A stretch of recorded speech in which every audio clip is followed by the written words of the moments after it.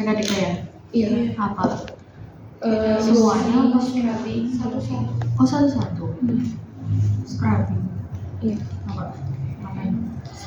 Scrubbing doang. Washing, curling. Nah, ini kita baca. Nah, aku langsung aja ya, agak cepet ya. Yang pertama, parentral itu ada berapa macam jenis injeksi? 4. Yang pertama, Intramuskular, intravena, intrakutan, subkutan. Nah, oke. Nah, yang pertama kita belajar oplos obat ya. Nah, di sini ini apa? Aquades. Aquades. Kalau ini jenisnya apa? Ambol. Kalau ini? Jadi kan KB. Ya, ini kan suntikan KB ya. Jadi nanti diisi Aquadesnya mungkin nggak sampai 5 cc atau 10 cc. Jadi aku juga lupa dosisnya. Yang pertama kita belajar buat ngoplos obat dulu. Nah, kalau ngoplos obat ini sebenarnya kalau Aquades itu pakainya spet yang 5 cc. Ada kayaknya spetnya banyak yang gede-gede ya. Ada. Kayaknya ambil yang gede-gede aja, 10 sama 5 cc ini cukup balik aja buat IDK kasihan. Setiap vial itu isinya Aquadesnya itu sekitar 5 sampai 10 cc. Tergantung kepekatan sama order dari dokter itu berapa. Gitu ya. Sama tergantung ini vialnya berapa. Nah, ini kan suntikan KB ya, jadi ada dosisnya sendiri. Nanti kalau mau gantian ya tinggal dikeluarin dulu terus baru dimasukin ke dalam. Nah, terus udah tahu ya kalau misalnya cairannya naik ke sini diputar. Nah, kalau ampulnya itu ada titiknya, berarti ini jempol kalian itu yang di titiknya, yang dipecahin. Tapi kalau misalnya ini kan nggak ada titiknya, berarti seluruhnya itu bisa. Mau mecahin atau mau aku yang mecahin? Ini mecahin. Bisa pakai alkohol, saya bisa pakai ini, atau bisa pakai pakai ini. Ya pakai handscon. Minimal 1 tangan aja. Gak apa-apa.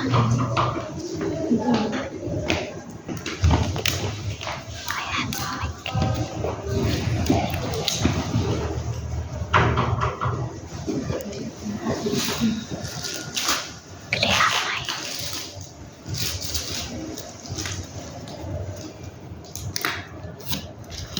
Ini air ke tembok. Iya, jadwal ini dulu. Iya. Nah, ya.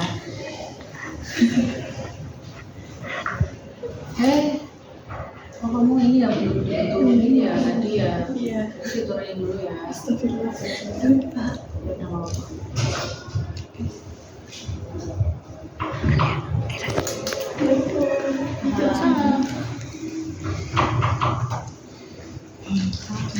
Kan misalnya ini pakai yang 10 cc ya. Kalau di Aquades itu nggak pakai yang aspirasi terus didorong terus bakal ketekan sendiri ke sini, itu enggak. Ini Aquades ya, bukan vial. Misalnya aku jadi tetap ditarik. Tetap ditarik.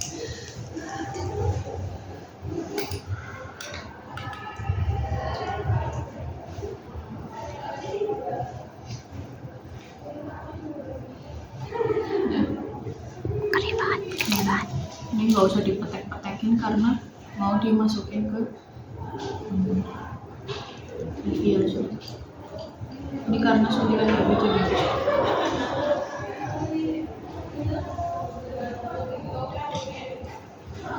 Nah, kalau cara masukinnya ya biasa.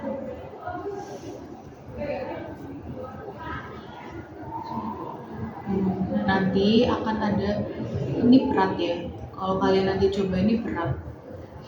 Soalnya kalau sampai mentok, terus arahin jarumnya jangan ke cairan ya, karena nanti otomatis mereka bakal kayak gini, kayak ketarik gitu. Gede banget aja. Ini kalau aku lepas kayak gini tanpa narik itu pasti muncrat.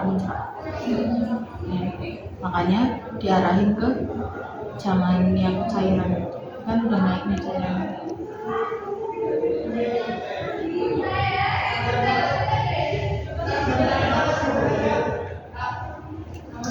Sampai udaranya hilang, naiknya udaranya hilang, nah itu baru diangkat biar nggak terlalu muncrat gitu ya.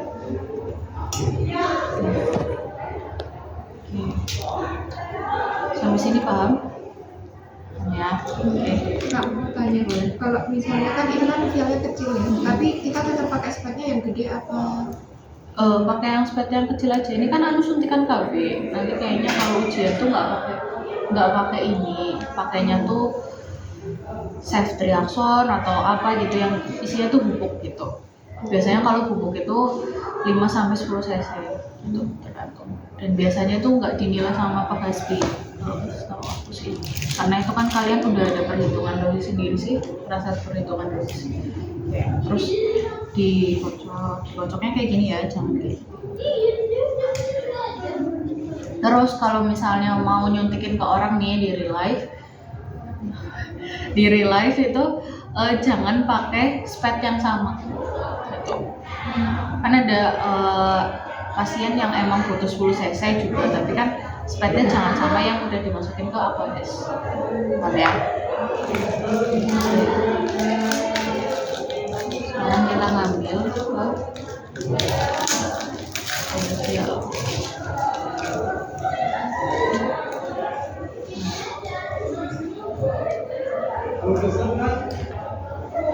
Kalau dari vial itu pasti diaspirasi dulu ya. Misal disuruhnya 4 cc gitu ya. Nah, kamu aspirasinya itu sampai 5 cc. Mencegah adanya apa tuh? Kayak nariknya itu nggak sesuai gitu, nggak sesuai cc. Gitu. Jadi kalian ngambilnya nggak bolak-balik. Paham ya? Gitu. Jadi dilebihin 1 cc. Terus mencegah juga kalau ada gelembung atau apa kan harus naik, terus kalian harus gini-gini kan jadi dikurangin gitu kan. Ya.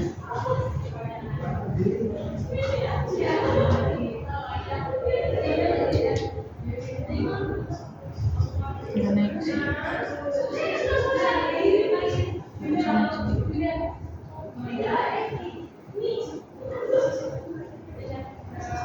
Kadang-kadang tuh emang nggak sesuai ekspektasi kita. Emang seperti itu ya, tarikannya gitu. Yang benar itu emang sesuai ekspektasi kita, tapi nggak seluruhnya. Makanya kan rata-rata perawat tuh kalau mau cepet tuh malah ditarik gitu. Kalau di rumah sakit gitu. Ya misalnya.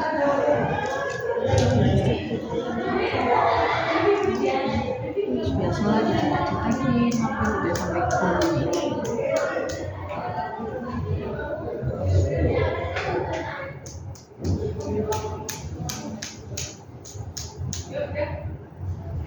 Oke. Nah, terus kalau ke ampul, ini aku masukin aja ya.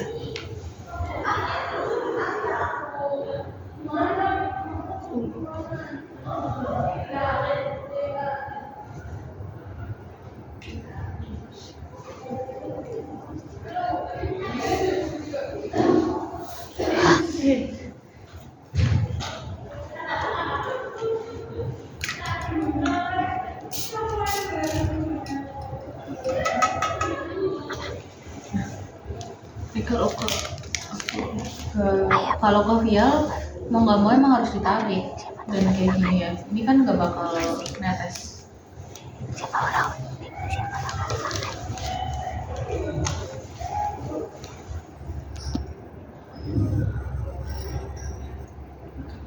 Mau nggak mau harus ditarik. Oke. Oke, sampai sini paham ya? Balik lagi.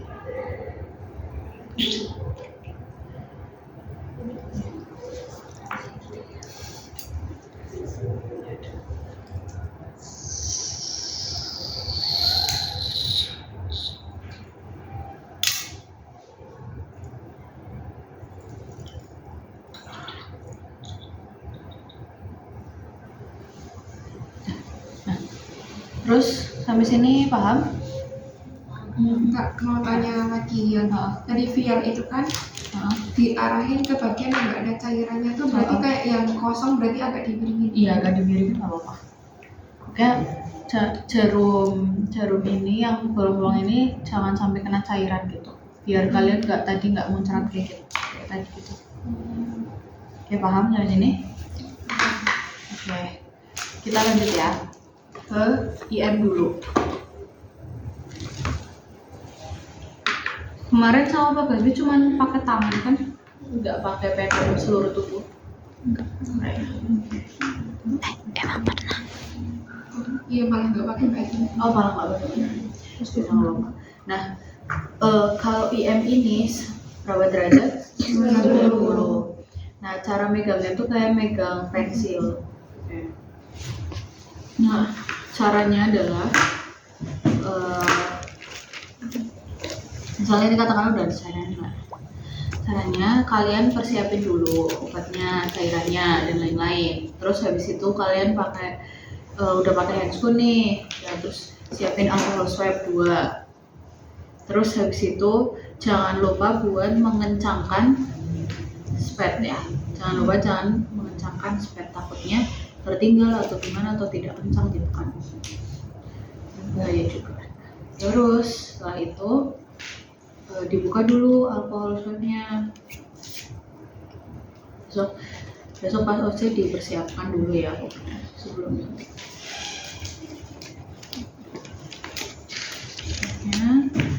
Terus setelah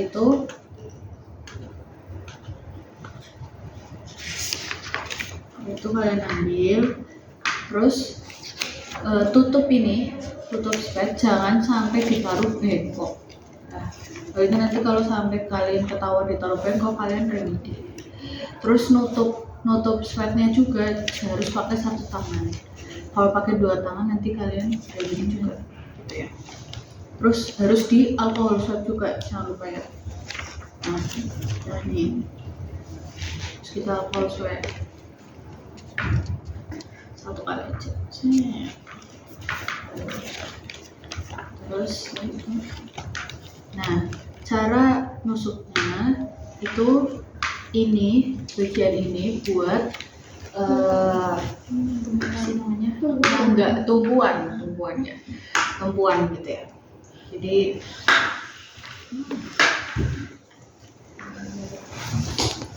tumpuan.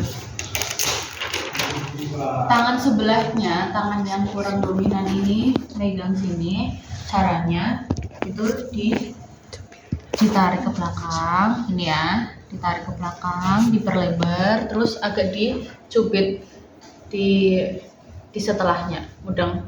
Jadi ditarik ke belakang kayak gini, terus agak ditekan, agak dicubit, bukan dicubit gini ya, tapi agak ditarik ke belakang, terus agak seperti ini kan. Udah, paham ya? Nah, terus kita posisinya harusnya nyangga gini ya. Ini kita ini sebelum masuk nyangga ya. Terus kita masukkan jarumnya. Saya tusuk ya, gitu. Jarumnya itu harus 100% masuk. Gitu. 100% masuk. Gitu. Terus kalian boleh lepas ini, terus boleh kayak gini. Terus setelah itu langsung ambil alcohol swab, langsung saya angkat ya, gitu. Terus habis itu sudah, gitu. Paham? Makanya alkohol swabnya jangan lupa siapin dua-duanya itu sebelum, karena kan habis itu kan kalian langsung copot langsung ini ditempel. Paham ya sampai sini? Oke. Ada pertanyaan? Belum? Lanjut ya. Oke. Terus kita ke intrakutan dulu. Nah, kalau intrakutan ini pakainya jarum yang 1 cc. Jadi beda, jarumnya itu pendek kecil. Ya 3/4 inilah gitu ya. Nah, jarumnya itu pendek kecil. Nah, terus letaknya itu di kulit, ya kan, karena megangnya itu kayak gini. Megangnya gini ya. Megang gini, terus arah dari bolongan ini apa sih, jarumnya itu harus di atas. Pokoknya harus selalu di atas ya, kecuali IM kan 90, jadi terserah gitu. Kalau harus di atas. Caranya ya biasa di alkohol swab. Nah, kalau di sini alkohol swab itu cuma 1 kali. Setelah itu nggak boleh ditekan, nggak boleh di alkohol swab. Kalaupun ada darahnya, kalau mau di alkohol swab sebenarnya juga nggak apa-apa, tapi nggak boleh ditekan gitu ya. Tinggal saya masukin ya. Nah, masukinnya itu harus kelihatan jarumnya sama kita. Jadi kayak masih ada transparan gitu loh. Gitu ya. Jadi jangan terlalu dalam, tapi jangan terlalu transparan. Nah, ini masukinnya itu, kalau ini kan jarumnya panjang, kelihatannya kan kayak sedikit. Padahal nanti tuh jarumnya kecil, cuman segini. Nah, nanti cuman setengah dari jarum itu boleh. Atau pokoknya kalau menurut kalian udah merasa oke, nggak apa-apa kayak gitu. Yang penting bolongan dari jarumnya itu udah masuk semua. Nah, terus habis itu kalian biasa tusuk. Nah, nanti di sini itu bakal menggelembung gitu. Di sini nanti bisa menggelembung kok. Cuma nanti awas pecah ya. Kalau pecah juga nggak apa-apa sebenarnya sih. Kalau di pasien itu kalau pecah ya mau nggak mau diulang lagi. Kalau kempes ya mau nggak mau diulang lagi.